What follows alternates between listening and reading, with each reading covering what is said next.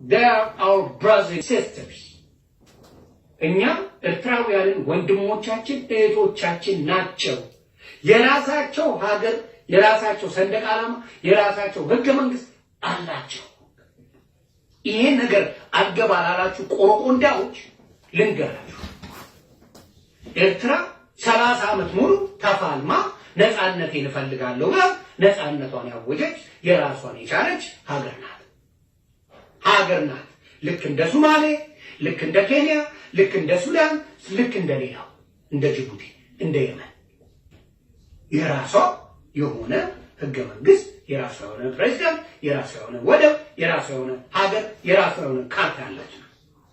አንዳንድ ዱቄትና መሃይም ኤርትራን አብሮ ያረገ እኛን ለማጣላት የሚፈጥሩ ችግሮች አሉ። ህገ መንግስት ጭራሽ እናውጣለን ኤርትራንም ጨምረን የሚሉ ቆሮቆንዳዎች አሉ። በእነሱ ቆሮቆንዳዎች እኔ ኢትዮጵያን እንደማይመለከት የኢትዮጵያ ህዝብ እንደዛ አይነት እምነት እንደሌለው በጣም ደስ የሚሰኝ መልእክት ነው። ለተከበሩት ፍቅራችን ወደዋል ዮኒ ማኛ ወንድሜ በጣም ነው ማመሰግነው፣ በጣም ነው ማከብርህ። ለሁለቱም ህዝብ ፍቅር ብለህ እውነቱን መናገርህ በጣም በኤርትራ ህዝብ በኩል በጣም የተከበረ ፍቅር እንዳለ በዚህ አጋጣሚ ልገልጽልህ እወዳለሁ። ምክንያቱም ተከባብረን ተደጋግፈን መኖር እንችላለን። የድሮ በሽታቸው ግን የተነሳቸው የኛን ሰላም እንደገና ወደ ሌላ ደም መፋሰስ የሚዳረጉ ለእውነታችንን የደፈሩ አስመሳዮች የሰላም ደጋፊዎችና ተጣጣሪዎች ቢመስሉም ያልከው እሱ ነው። ኢትዮጵያ እንደ ሀገር የተከበረ ሀገር ነው፣ የተከበረ ህዝብ ነው። እናከብረዋለን፣ እንወደዋለን። እኛም የተከበርን ሉዓላዊ ሀገር ነን። ይሄን ነገር መከበር አለበት።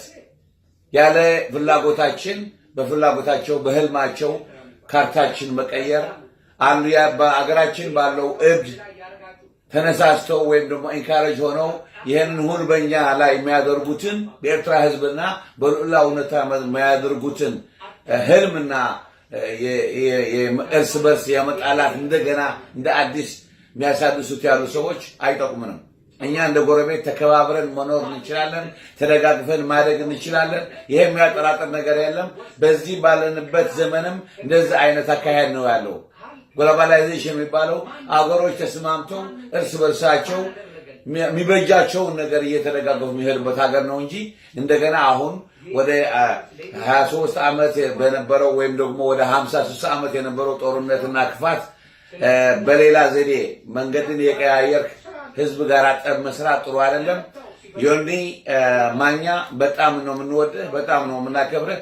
እኛም እንደ ኢትዮጵያ ወንድማችን እናከብርሃለን፣ እንወድሃለን።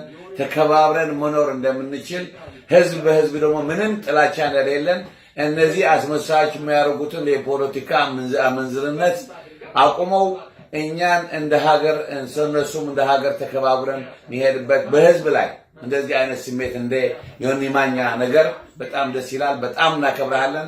ይሄ አገርህን አለመውረድ አለ። አገርህን ስለምትወድ ነው ፍቅር የምትወደው። አገርህን ስለምትወድ ነው ስለ እውነተኛ ከህዝብ ጋር እንዴት አድርገን ተከባብረን እንደምንሄድ ማንኛውም ህዝብ የሌላውን ህዝብ ሉዓላዊነት ሳይነካ ክብር ሳይነካ ነፃነቱ ሳይነካ መኖር እንዳለበት ህዝብ ተከባብሮ መኖር ማን ይከለክለናል የሚለውን አስተያየት በጣም እንትን ነው። በቃ ዘመናዊ የሆነ አስተሳሰብ ያለ እውነተኛ ሰው ነህ።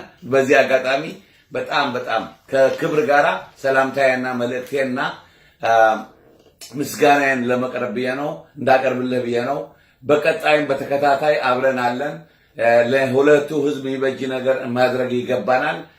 እኛም በጣም የኤርትራ ህዝብ እንደምታውቀው የኢትዮጵያ ህዝብን ያከብራል። ግን ሉዓላዊነቱና ቦርደሩና ሀገርነቱ አይሸጥም። በሉዓላዊነት ያለው ስሜት ደግሞ አሁን እንደምታየው ታይቶ የማያውቅ መነሳሳት በእነዚህ ጅቦች የተነሱበትን ትክክለኛ ያልሆነ መንገድ ብዙ ስሜቶችን ፈጥረዋል።